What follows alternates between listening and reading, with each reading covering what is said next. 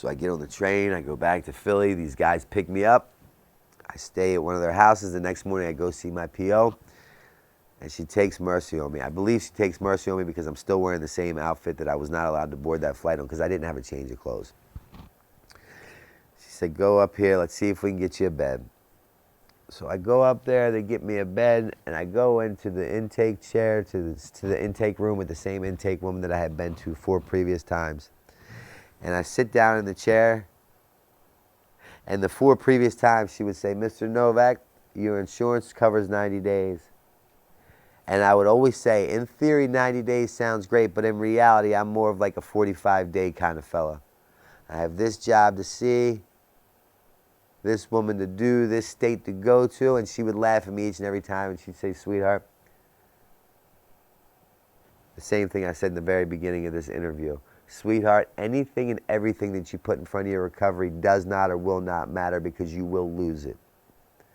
I'm now sitting in this chair 4 times later out of my 13 treatment centers, and when she comes to me with the same offer that she's came to me before, I could not come back with a counter offer.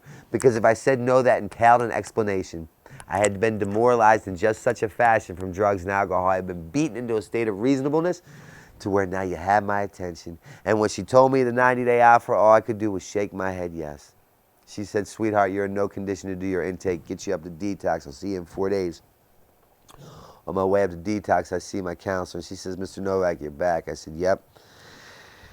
She said, if you play your cards right, today could be the best day of your life. And I looked at her, I said, Christina, do you need a urinalysis?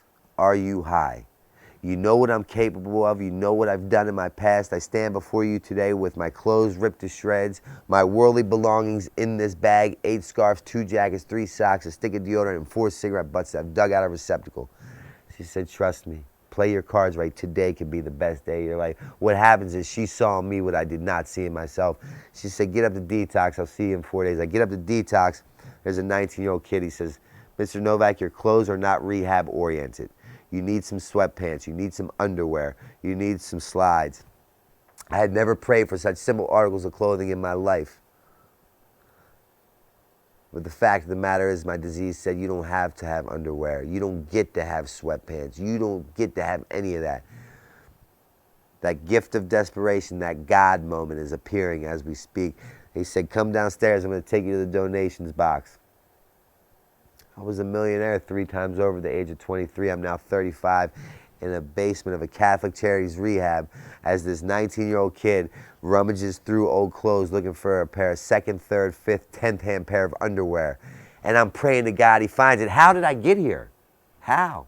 I had goals, I had dreams, I had ambitions. I got here because I have a disease that tells me I don't have a disease, and I also suffer from having a job that knows everything.